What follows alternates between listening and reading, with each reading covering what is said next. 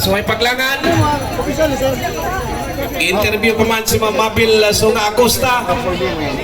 Ato sang tawagon ang ato ang miyembro sa MAD kon musicians and artists for Duterte para sa usa ka awin.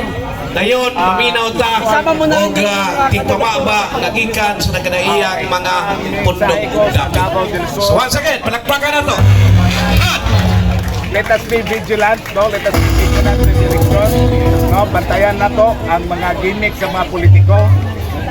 Tutok na sa pagbantay, pagdepensa, labi na sa ato ang Vice President kasi Pipi Sara. Kay kini nga eleksyon malipat lang tagamay, basin maharos ug kapindi ang ato ang mga kauban. Unya magpadayon lang impeachment, dili na sila makapadagan og lain pang kandidato sa balus-lus na ilang padaganon. Sure mo nang daog kay wa may lain na si BP Sara lang. So kinahanglan nagmahal mo ni BP Sara, no? Proteksyon na nato ang atong dato. Straight PDP laban. Mga sinutagabos. Ayaw namin yung dungagin lain. Kay madugdagan uban, mapuaan na hinunta. Mudaog puntong kontra. No, mamirma dito bupislan kay nga naong matukwarta. Sirila ta sa mga tao nga tinuod isuporta ni Sara sa congressman o sa mga senador.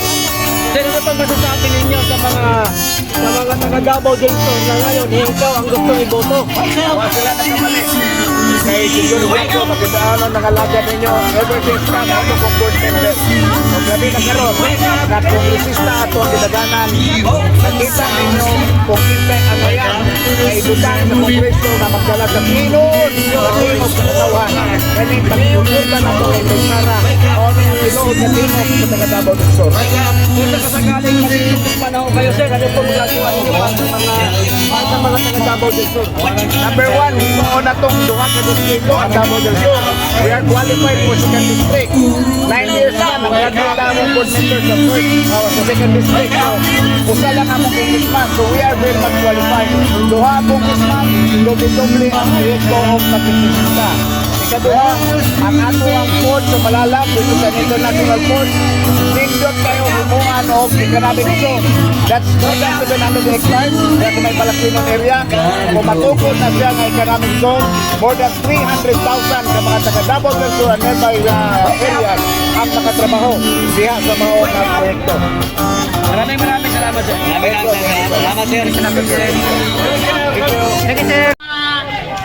DDE sa Agdao Chapter, San Francisco, Agusan, Tubong, Davao, Maisog. Asa naman to? Gikan sa Barangay 37 Lasdi. Napod ang grupo sa ISM. ISM, gikan sa Barangay 21 Lasdi. Naginaot ni, naupoy may Gikan sa Davao City, Tubong Davao, Maisog, gihapon. Davao Oriental, Gugjem, Gugem sa group. Asa naman to? Gugem sa group. Na sila sa likod. Nagandagan ko na sila. DCPO, Sama Tribe. klaro na. Sama Tribe, Davao City Muslim Affairs Office. Magrali aron ang tanan. Wala lagi mo yung palakpak. Wala mo nang alipay. Hala, murag sila nalipay sa atuang kabubuan karon, atuang activity ba? Hinay manggod. Gikan sa Maranao Tribe. Pero kanang politika ikaduha lang. Retired Police Group. Laapod din naran sila diha. Pobre Deputy of Maranao Tribe. Laapod din kauban nato. nawala. From Maisog, Agila. Dala sa tingog sa katawhan sa Davao del Sur. Kagadagan sila ba? Ana, unta ba? Alive kanunay. Aron mo. GICB, sa. Katawhan o tinuod man. Ingon Palakpak magsagat niya. mo. Si John Blanco. Ura naman kag sa pikas nga muhang niyo og palakpak. Upirma ko kung si BBM ang ipa. Pero no, ako i-clarify no. Binayaran ka mo sa pag-ati din Okay, that's good answer no.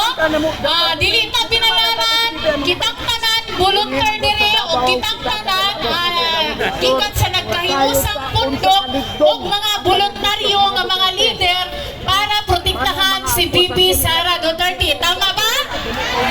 Okay, kana yun ka. Alam ka kanunay. Okay, gikan sa GICB sa CRU Barangay Council of Legacy of the Philippines. Nasa dire. Mingaw man. Wala, ipaggutom siguro ni sila ba? Sige lang kay, ang importante na ata dire, nagkahiusan, nag-unite na para sa atuang halagdong si Presidente nga si BP Sara Duterte.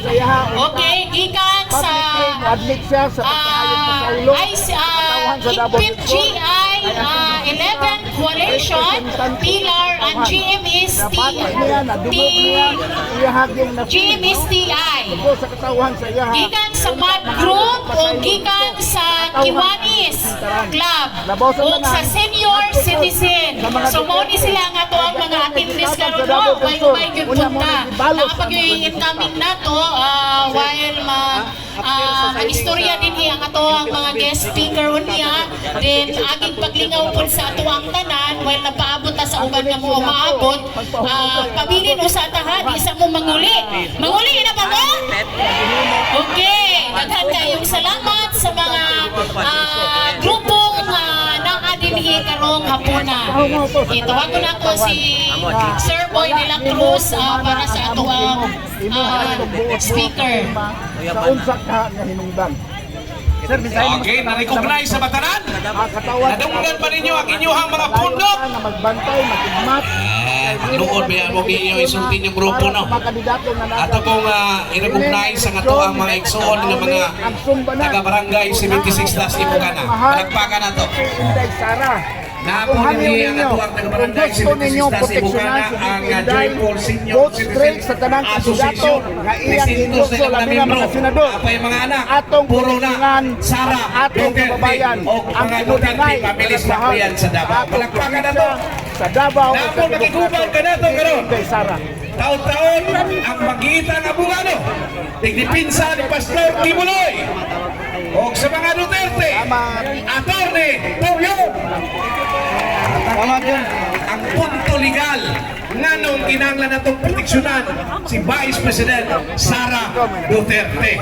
Kauban ang iyahang mga work bodies gikan sa Trupa. Waswasan na niya Pangag Presidente si Pangag Marcos, no? At ang inyo na.